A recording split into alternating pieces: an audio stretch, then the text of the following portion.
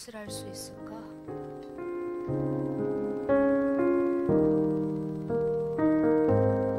그발 강가라고 불리는 바벨론의 어느 한 강가에서 오늘 말씀의 주인공인 에스겔이 앉아 있었어요. 나는 무엇을 할 수 있을까? 오늘은 에스겔이 바벨론의 포로로 잡혀온 지 5년째가 되는 날이자 에스겔의 30번째 생일이었어요.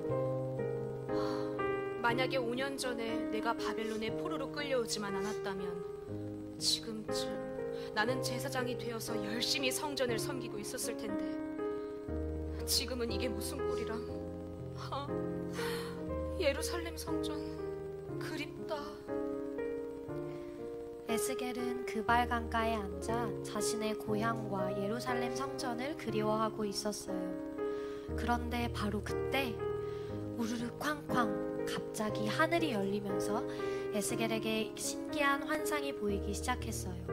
바로 하나님께서 보여주시는 환상이었지요. 이게 뭐지?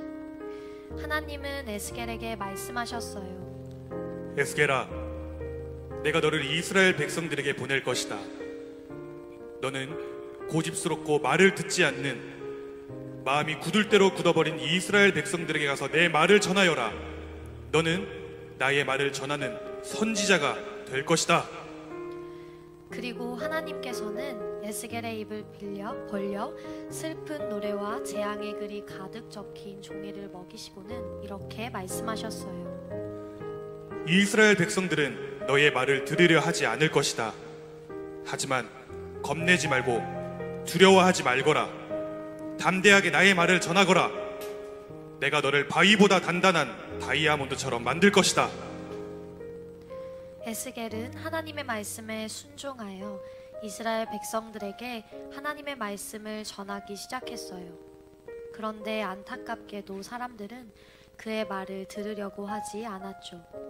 에휴, 쟤도 참 징글징글하다. 1년 넘도록 저게 뭐하는 짓이냐. 에스겔은 다양한 방법으로 하나님의 말씀을 전했어요. 그는 1년 동안 누워서 하나님의 말씀을 전하기도 하고 길거리에 나와 많은 사람들 앞에서 작은 예루살렘 모형을 만들고서는 예루살렘이 큰 공격을 당하는 것처럼 보여주기도 하고 자신의 머리카락과 수염을 완전히 깎고 밀기도 하는 등 다양한 방법으로 하나님의 말씀을 전했지요. 하지만 그럼에도 불구하고 이스라엘 사람들은 에스겔의 말을 듣지 않았어요. 아니, 여기는? 그로부터 1년 후 에스겔은 환상 속에 자신이 너무나도 그리워하던 예루살렘 성전을 보게 되었어요. 그런데 이게 웬걸? 하나님만을 예배해야 하는 예루살렘 성전에서 이스라엘 사람들이 커다란 신상을 세우고 다른 우상들을 예배하고 있는 게 아니겠어요? 하나님은 에스겔에게 이스라엘 백성들의 죄악을 보여주기 시작하셨어요. 오, 낙정벌레님이시여, 오, 태양님이시여, 당신을 예배합니다. 그 모습을 본 에스겔은 너무나도 화가 났어요. 성전에서 우상을 섬기다니, 감히 성전에서 다른 이방신들을 예배하고 있다니! 그리고 하나님 또한 그런 이스라엘 백성들의 모습을 보고 화가 나셨지요. 에스겔아, 보았느냐? 나도 더 이상 이 분노를 참지 않을 것이다. 이제는 저들이 아무리 큰 소리로 나를 불러도 나는 듣지 않을 것이다. 나는 이 성전을 떠날 것이다. 그러나 하나님은 이스라엘을 완전히 버리지도 그들을 떠나지도 않으셨어요. 하나님은 이스라엘에 남은 자들이 있다고 말씀하셨지요.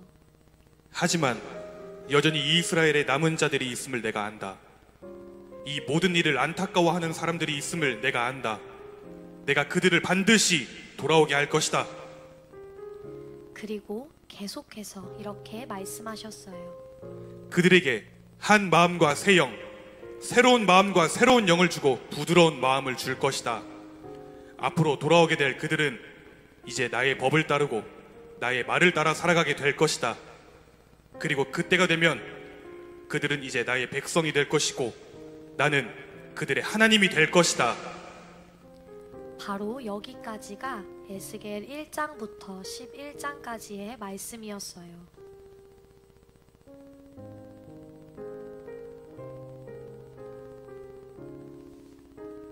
그리고 하나님께서는 계속해서 에스겔을 통해 말씀하셨지요. 12장부터 24장까지는 이스라엘에게 임하게 될 심판을 말씀하셨고 25장부터 32장까지는 암몬, 모암, 에돔, 블레셋, 두로, 시돈, 이집트까지 이스라엘 주변에 있는 여러 나라들에 대한 심판을 말씀하셨고 그리고 33장에 이르러서는 예루살렘의 무너짐을 말씀하셨어요. 그리고 하나님께서 에스겔을 통해 말씀하신 그 모든 말씀들은 결국 모두 다 현실이 되었지요.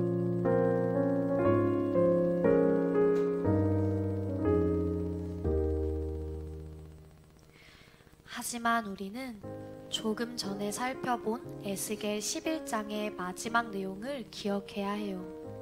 바로 이스라엘이 하나님의 백성이 되고 하나님은 이스라엘의 하나님이 될 것이라던 하나님의 회복의 약속을 말이지요. 우리가 지금까지 살펴본 에스겔 1장부터 33장까지의 내용은 하나님이 에스겔에게 보여주신 심판에 대한 말씀이었어요. 그리고 이제부터 살펴볼 34장부터의 내용은 하나님이 에스겔에게 보여주신 소망에 대한 말씀을 이야기하기 시작해요. 먼저 34장부터 37장까지는 이스라엘을 향한 소망의 말씀을, 38장부터 39장까지는 열방을 향한 소망의 말씀을, 그리고 40장부터 마지막 48장까지는 온 창조 세계를 향한 소망의 말씀이 들려오기 시작하는 것이지요.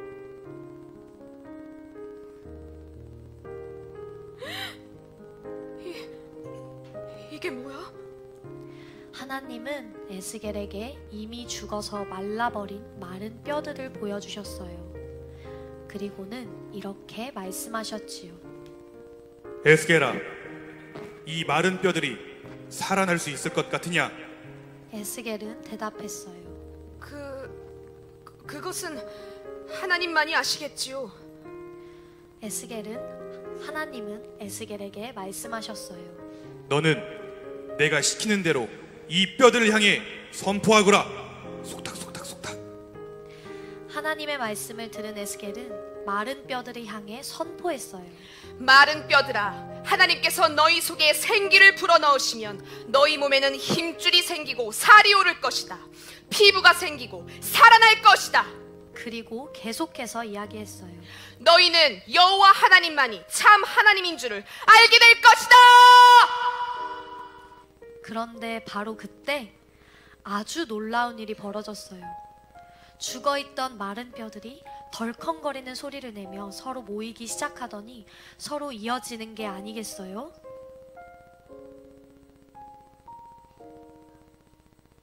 에스겔은 하나님의 말씀을 선포했어요. 생기야, 사방에서부터 불어와서 이들을 살아나게 해라. 그러자 생기가 생기더니 그들이 살아나기 시작했고 이제는 발을 딛고 일어나 아주 큰 군대를 이루게 되었지요. 하나님은 말씀하셨어요. 에스겔아, 이들이 다시 살아나는 것을 보느냐? 이 마른 뼈들이 다시 살아난 것처럼 내가 이스라엘을 다시 살아나게 할 것이다. 그리고 하나님은 계속해서 말씀하셨어요. 내가 이스라엘 사람들을 다시 그들의 고향 땅으로 들어가게 할 것이다.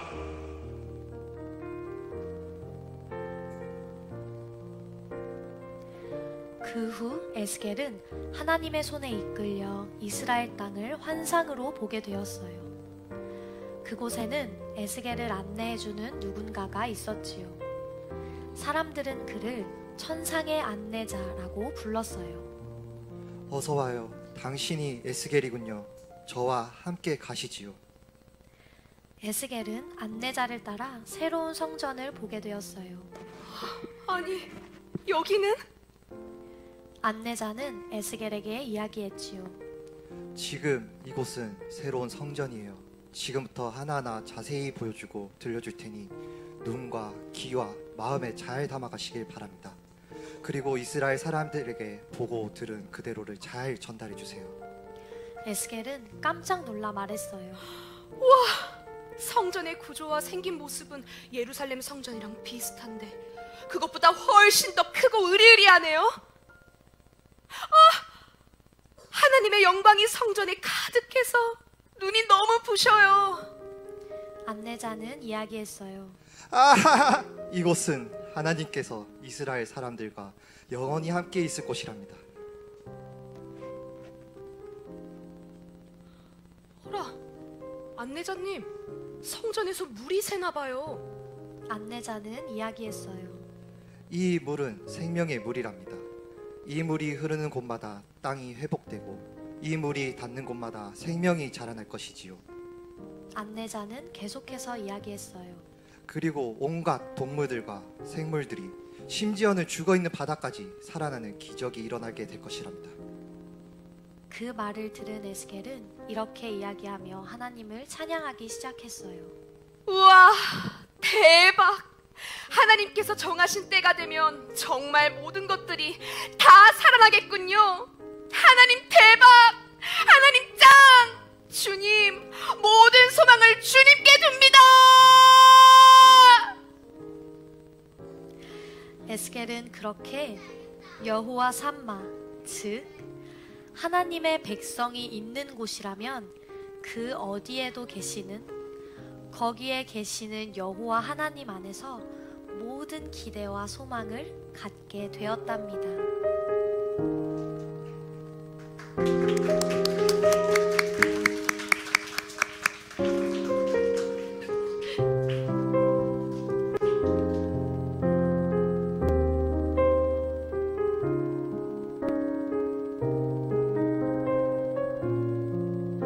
네, 여러분. 하나님 목소리 너무 무서웠어요? 미안합니다. 네, 오늘 조금 특별하게 이 에스겔 말씀을 오늘 여러분들이 짧은 시간이지만 듣고 보았던 내용들이 에스겔 처음부터 끝까지의 내용을 요약한 내용이었어요.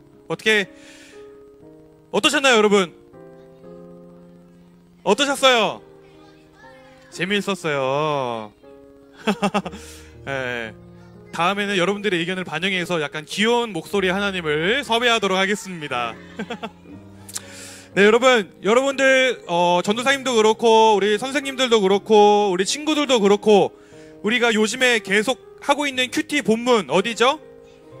네, 에스겔 말씀이 조금 어렵게 느껴지기도 할 것 같은데 전사님과 선생님들이 오늘 이 스토리텔링 이야기를 준비하면서 가졌던 마음은요, 그때마다 우리 친구들이 큐티를 하면서 이거 좀 어렵다라고 느낄 때마다 오늘 듣게 된 이 이야기를 통해서 우리 친구들이 에스겔 말씀을 조금 더 친근하게 친숙하게 대하고 조금 더 쉽게 이해를 했으면 좋겠는 마음에 오늘 이 말씀을 준비하게 되었습니다. 재밌었죠?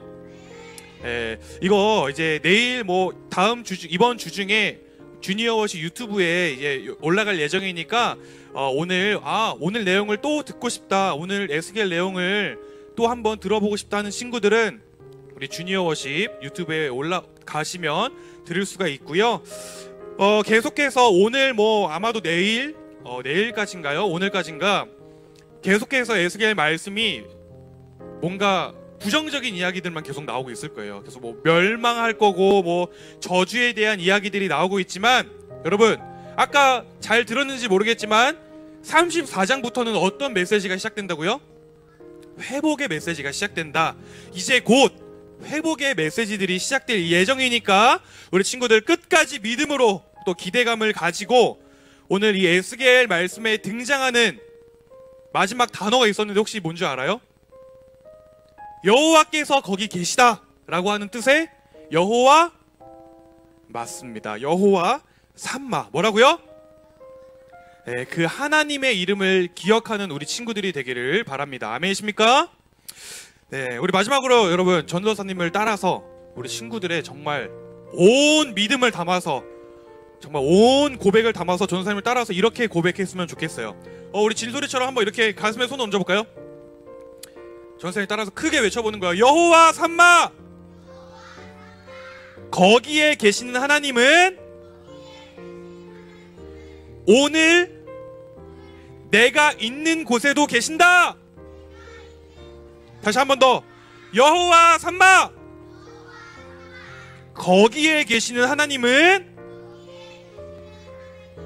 오늘 나와 함께 하신다. 우리 옆사람, 여친구 말하면서 오늘 너와 함께 하신다. 마지막으로 오늘 우리와 함께 하신다. 아멘이십니까? 네, 여러분 이 사실을 여러분들이 방금 여러분들의 입술로 고백한 이 사실을요 잊지 말고 살아가는 우리 친구들이 되기를 소망합니다. 그래서 여러분 지금 에스겔 우리가 읽고 있는 말씀처럼 희망이 없어 보이고 앞날이 없어 보이고 모두가 다 하나님을 버리고 하나님을 떠난 것 같아 보이는 그러한 상황들, 그러한 환경 가운데서도 남은 자들을 기억하고 찾으시는 그 하나님의 은혜를 기억하는 우리 친구들이 되기를 바래요. 그래서 여러분 결코 뭐라고요?